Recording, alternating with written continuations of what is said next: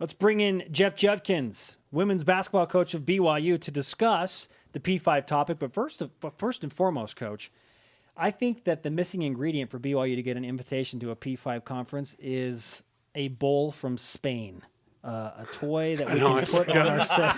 God, I know. I got to write this down. Where is it? It's in my kitchen getting fixed. I need to glue it a little more, and I didn't do it. That's why I didn't bring it. What was more of a project? Finding this bowl and trying to fix it, or replacing Ashley Garfield when she got hurt? I think the bowl's been harder.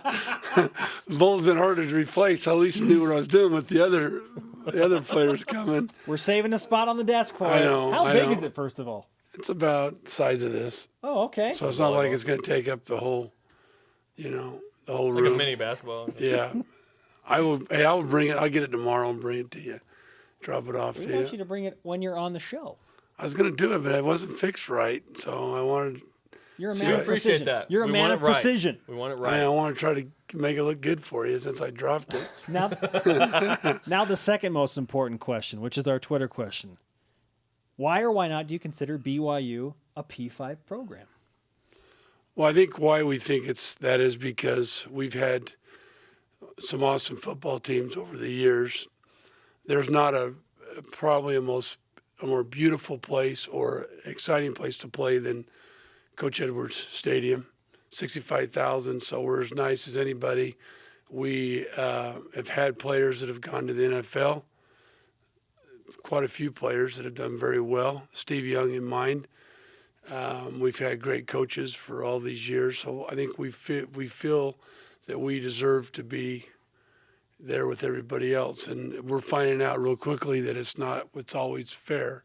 It's what happens. And I think the way BYU is doing it is trying to schedule good, tough games, and hopefully winning those games will make a big difference. If you win those games, and then that's going to show that, hey, we deserve to be there. In women's basketball, as the head coach, where do you feel or see the Power 5, non-Power 5 difference the most? NCAA tournament, how you get seated. I mean, it's sad. For me as a coach, I look at it and I go, it's really sad that 4 number ones in the women's got to the finals. That means that their prediction was correct, and they did it right, and so it worked that way. But people don't realize the number one seeded teams, and I'm not using it as a credit, they do get some breaks. They play 2 teams to get to Sweet 16 that aren't as difficult.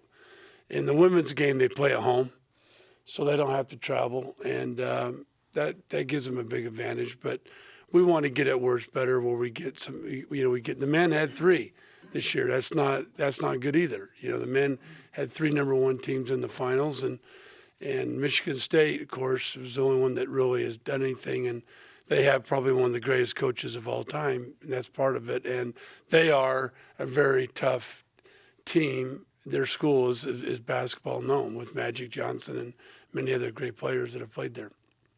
Jeff Judkins with us on BYU Sports Nation. When you look at BYU and getting players to the next level, specifically on your team, Morgan Bailey just recently performed at a pro combine. Correct. And that helps tradition, that helps recruiting to say, hey, we've got Jen Hampson in the WNBA, and now Morgan Bailey's doing this. What are Morgan's chances of being drafted, in your opinion?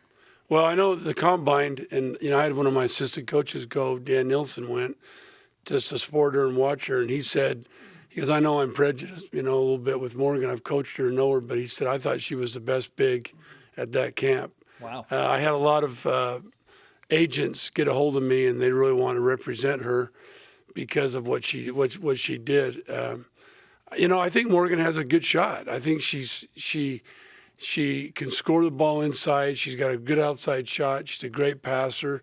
She's a very, her rebounding has gotten a lot better. That was her biggest knock, was her rebounding, but she did a really good job this year for us. So whoever drafts her is going to have it. She's going to have a good shot of making it. I think she's going to come out and show what she can do. And I think she proved that a little bit last year, going against Stewart and doing a good job against her. And so hopefully she'll get an opportunity. I know Jen's excited to go to the Spark. She's been working out, trying to do the things, and hopefully she will have a really good season this year and make an impact, with them.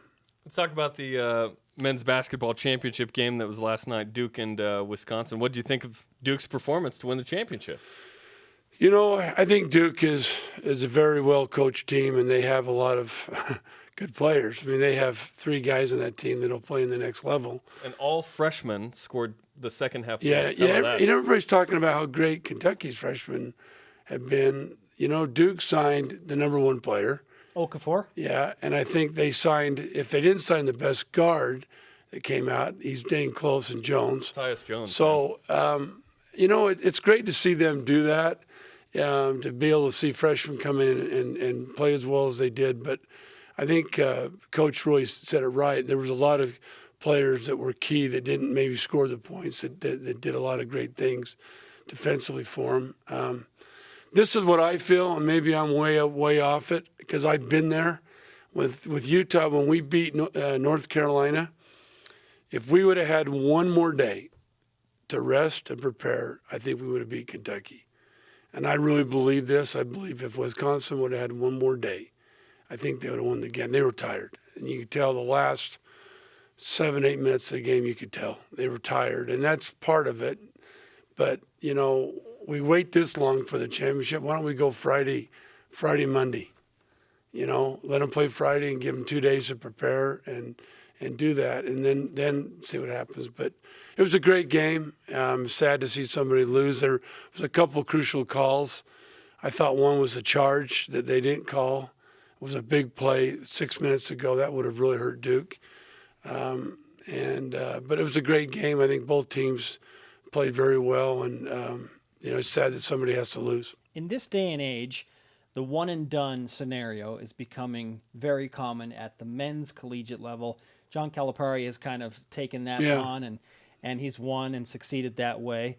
And now Mike Krzyzewski has kind of increased his recruiting to now include that, and it paid off big for him last night. How do you view the one-and-done mentality in college hoops? Do you like it? Do you want to see it change? What would you change if you were in charge of something along those lines? Well, I think I would like it if I see more teams that have taken advantage of it, like Kentucky and Duke. I think if they continue to keep it this way, you will see more teams. I heard Coach K today on the radio saying that we had to change our recruiting for this, and he's done a great job of doing that. And I think if it's going to continue, you're going to see more teams that will do that. They'll recruit more for that, and then just to let somebody else do it. Personally, for me, it's a really hard call. I'd like to see them stay for 2 years and build that team unity and all those things that college sports is all about. But I also understand that when you are a top player and there's that carrot there to play in the NBA and to make that money, because you never know what's going to happen. I saw a thing on HBO the other day about how many athletes get hurt and where are they? And they're suffering, a lot of them, with either concussions or knee injuries or back injuries, and they can't work, and what happens. And so I would like to see it where when a kid gets an opportunity to make some money that he could do that. People don't realize it's not the kid, it's the family is probably needs that more than anything else. The NCAA's done a great job of trying to balance that out a little bit better with trying to help these athletes better with medical care.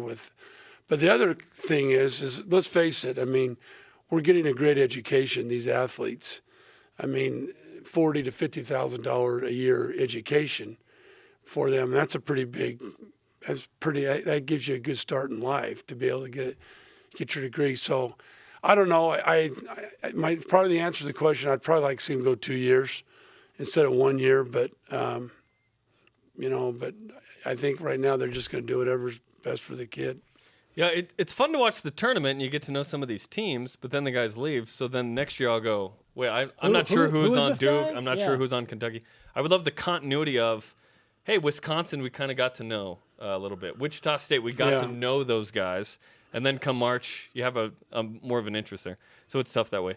We teased going to break about you being the BYU punter. You did not have a year of eligibility from your days at Utah to punt the football, correct? I played football at high school. I punted, but there was You punted in high yeah, school? but there was another player that was a lot better than me, and he ended up going to Weber State and kicking. But yeah, I punted. I entered that pass and punt when I was a kid, and I won it. So maybe if they really need So somebody, technically, maybe you're a possibility. I'm a possibility. It's not like Have you been approached by Kelly Papinga? I have not. Okay. But maybe after this show, he will get a hold of me. We're just checking our sources. We do have Johnny Linehan on the show tomorrow, and we will ask him Johnny Rugby. this same question. He's a kicking specialist on the BYU rugby team, and he has He might be the one. he has alluded to some things. We don't know. He says he can't confirm or deny it at this point, but we will. We will want a ask him. confirmation or a deny Yes. tomorrow. We want you to push him though.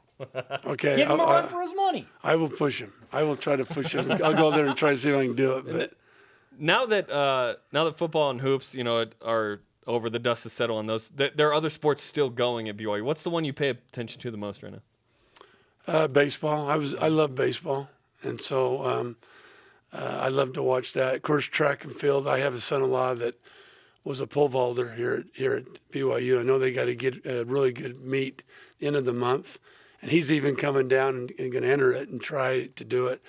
Volleyball. I see a little bit of volleyball. The men, of course, it's an exciting time for them to hopefully get to the national championship. And they've had some key injuries, but Chris does a great job, and I'm sure he'll get them going. And golf.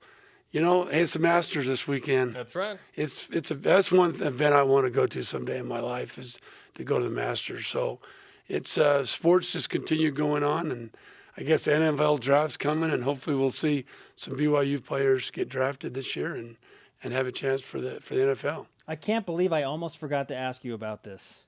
I thought of it too. Dancing on the front row at the Y Awards. Hey, I heard about that. I went in to Dan's the other day, and a good fan that's watching the show, Vic, he said, "Hey, you're a pretty good dancer," and I'm going, "Hey, you're kidding. They showed that?" And they said they did. So, but hey, you guys did a great job. That was a lot of fun. I think you did an awesome job of really setting the tone for that event. And that event's becoming more and more popular.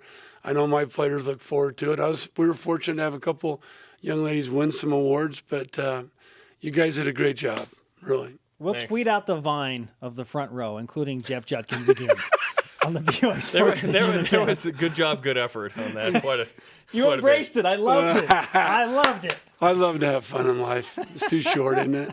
So I'm not that great a dancer, but at least I try. Oh, that was outstanding. All right, Coach. Great to talk to you again. Thanks, you guys.